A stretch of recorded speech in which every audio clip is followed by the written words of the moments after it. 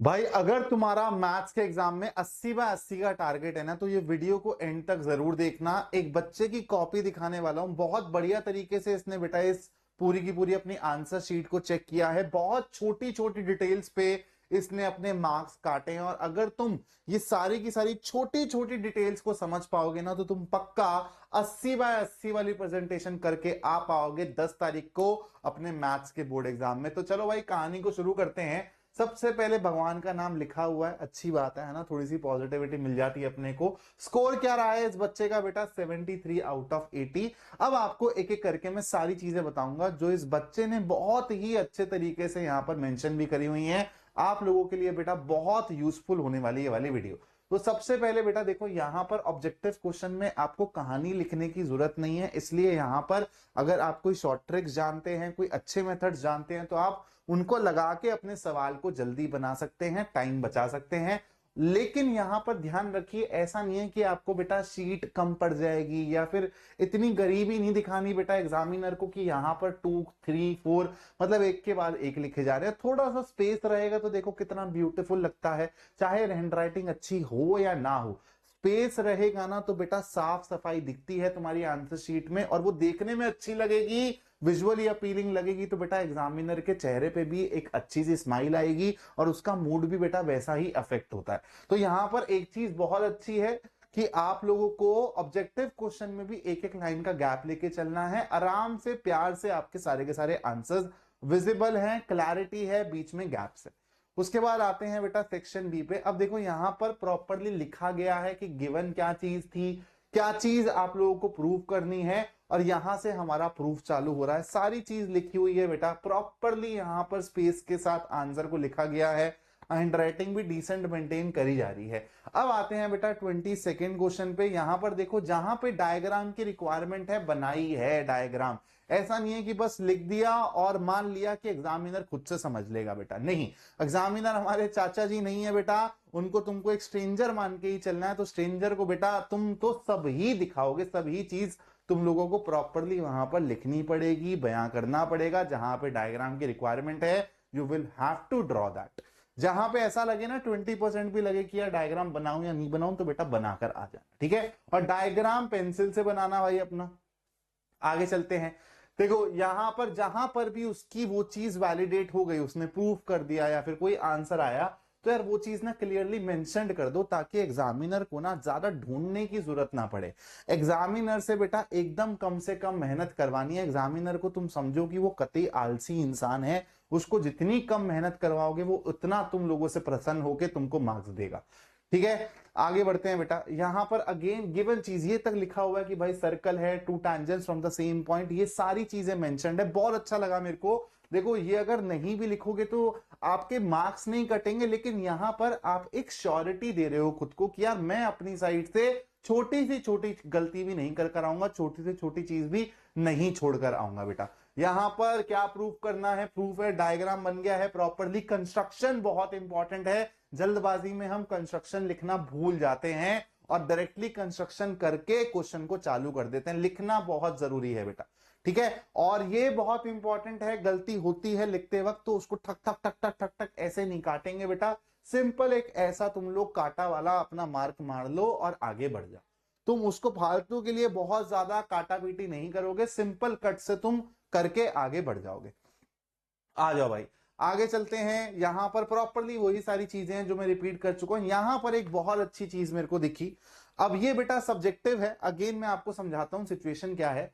Situation थी, सवाल में कैपेसिटी के ऊपर बात करी गई थी। सिलेंड्रिकल और कोनिकल कोई टास्क टैंक है, उसकी कैपेसिटीज के बारे में बात करी गई है। अब कैपेसिटी जब टर्म यूज करते हैं ना बेटा, तो कैपेसिटी के साथ जनरली लीटर वर्ड यूज होता है जब हम फाइनल आंसर लिखते हैं। अब ये जनरली यूज होता है, आप इसका आंसर मीटर क्यूब में भी छोड़ोगे तो आपके मार्क्स नहीं कटेंगे। 100% है, आपके मार्क्स नहीं कटेंगे। लेकिन ये एक बेसिक चीज है, एक जेनरिक चीज है। अगर आप इन सब चीजों को लिखकर आओगे यहां पर और करके आप इसको लीटर में भी लिखाओगे, तो आपका अगर वो ½ % चांस भी है ना बेटा मार्क्स कटने का, आप उससे भी बच जाओगे। देखो ज्यादा चांसेस है, मतलब 99.9999% चांसेस है कि मीटर क्यूब देख के वो खुश हो जाएगा, सही आंसर है, बच्चे को पूरे मार्क्स दो।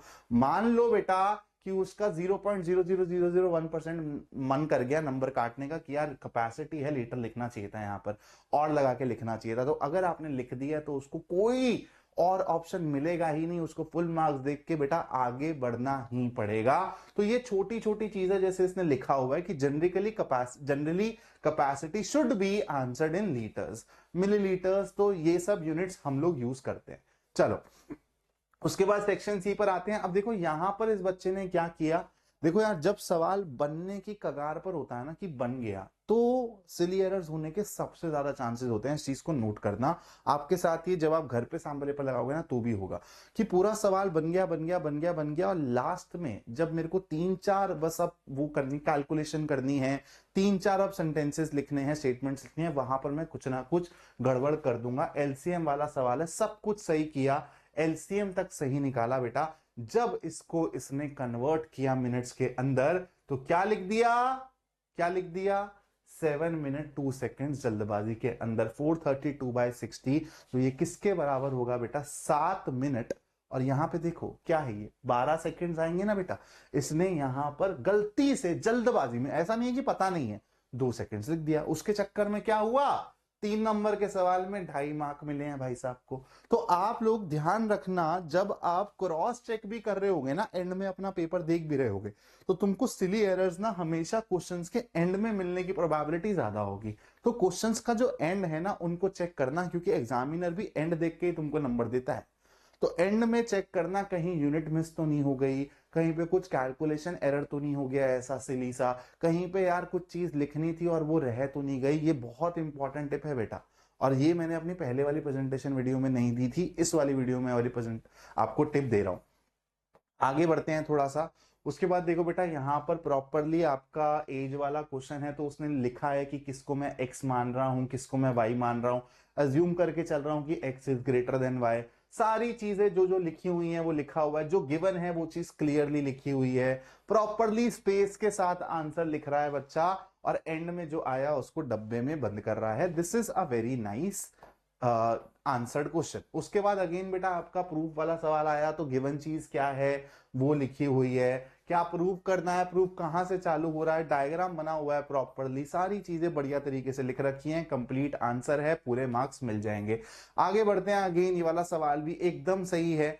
अब मैं आपको आगे बताता हूं। यहां पर देखो इस बच्चे ने थोड़ी सी अपने ऊपर ज्यादा जिल्लत कर ली, लेकिन इसको डिस्कस नहीं भी करेंगे। तो प्रॉपरली अब गिवन चीज दिखी हुई है, यहां दी हुई है, उस बच्चे ने क्या किया, यहां पर पता नहीं क्यों अपना मार्क्स काट लिया कि यार 5/3 मत डालो, 4/3 मत डालो, 5x/3x 4x/3x डालो, ऐसा कुछ नहीं है। जब तुमको ये वैल्यूज दी हुई है डायरेक्टली, तो तुम वही वैल्यूज यूज करके आंसर निकालोगे। ठीक है, चलो थोड़ा सा और आगे बढ़ते हैं। यहां पर ये चीज मेरे को अच्छी लगी बहुत यार, कि मीडियम क्लास मॉडल क्लास हम लोग ना यहां पर लिख देते हैं कि भाई ये मेरी मीडियम क्लास है, लेकिन देखो इस बच्चे ने कैसे अच्छे से यहाँ पे हाईलाइट करके एरो बना के लिखा हुआ है कि this is my medium class. This is a very very good presentation hack, जो इस बच्चे से आप लोग सीख सकते हो। ये सब छोटी छोटी चीजें बेटा एग्जामिनर को इंप्रेस करती हैं, और उसको लगता है यार ये बच्चा 80/80 डिजर्व करता है। ठीक है, चलो थोड़ा सा और आगे बढ़ते हैं। अब देखो यहां पर एक चीज गलत हुई, 5 नंबर का सवाल है, यकीन मानोगे ये, और इसने क्या किया, जल्दबाजी में टुवर्ड्स द एंड बेटा, दिमाग थक रहा होता है, तुम्हारे हाथ थक रहे होते हैं, तुम लोगों को अब होता है कि यार मैंने सारा मेजर मुश्किल टास्क निपटा लिया है, तो हल्के में बेटा तुम लोग ले लेते हो एग्जाम को जब तुम टुवर्ड्स द एंड होते हो, सेक्शन बी में पहुंच गए, केस बेस में पहुंच गए। तो उसमें क्या होता है कि हम लोग ना क्वेश्चन को पूरा पढ़ना भूल जाते हैं, तो एक पार्ट मिस हो जाता है। बहुत बच्चों से ये वाली चीज होती है कि पहला पार्ट सॉल्व कर लिया, खुश हो गए, पढ़ा ही नहीं कि दूसरा पार्ट भी था। तो इसने क्या किया, 30 सेकेंड क्वेश्चन में पहला पार्ट सॉल्व कर लिया, दूसरा पार्ट है ही नहीं, और पक्का दूसरा पार्ट था, तभी इसको यहां पर क्या मिले हैं, 2.5 मार्क मिले। और उसने लिखा भी है, पूरा क्वेश्चन पढ़ो गधे, समझे। तो ये एक बहुत कॉमन एरर है, तुमको पता भी नहीं चलेगा बेटा, और तुम ये गलती कर कर आ जाओगे, और तुम घर पे आके एकदम मुंह हल्ला भंगड़ा कर रहे होगे, और तुम लोग बेटा जब बाद में मार्क्स आएंगे तो देखो कि यार कहीं तो कुछ गड़बड़ करी है क्वेश्चन पर, देखोगे रियलाइज होगा यार इसका बी पार्ट मेरे को याद नहीं आ रहा, मैंने तो लिखा ही नहीं है ये। फिर तुमको रियलाइज होगा कि यार जल्दबाजी में मैंने पूरा क्वेश्चन रीड ही नहीं किया और सेकंड पार्ट मेरा मिस हो गया। तो ये गलती मत करना बेटा, और ऐसी गलती हो भी जाती है तो एंड के 15-20 मिनट में तुमको रिकॉग्नाइज करना है, इसलिए एंड में टाइम बचाना बहुत जरूरी है दोस्त। ठीक है। उसके बाद बेटा सारी चीजें नॉर्मल ही है, ये कुछ 3-4 बेसिक बेसिक छोटी छोटी बातें थी तो जो मेरे को तुमको बतानी थी।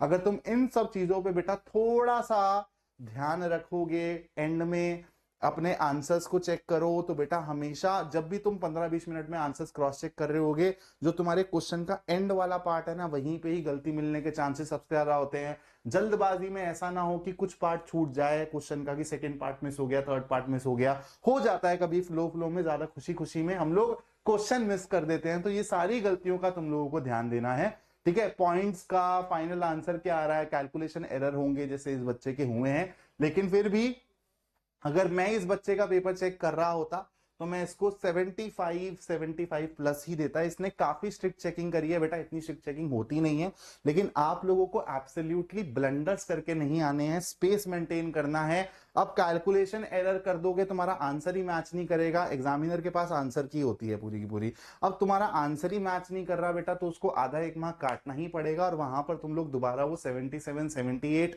79 वाली कैटेगरी में रह जाओगे, और 80 वाला टारगेट मिस हो जाएगा। तो ध्यान रखना, बहुत छोटे छोटे ये की पॉइंट्स मैंने बताए हैं, लेकिन ये इंपॉर्टेंट है तुम्हारे लिए। पसंद आई हो वीडियो तो यार लाइक जरूर करना, और चैनल को सब्सक्राइब जरूर करके रखना, क्योंकि 10th के बाद असली कहानी चालू होगी, और उसमें अपन भाई तुम लोगों को बढ़िया एक जर्नी पे लेके जाने वाले हैं। रिवील करने वाला हूं 10th मार्च को एक बहुत इंपॉर्टेंट चीज तुम्हारे लिए, जो तुमको 1.5 से 2 महीने के लिए बेटा तुम्हारी फाउंडेशन बिल्ड कर देगी, और तुमको आगे के रास्ते पे बहुत स्मूथली सेल करवा देगी। तो बस उसका वेट करना, उसके लिए चैनल को सब्सक्राइब करके रखना। Thank you so much. जय हिंद।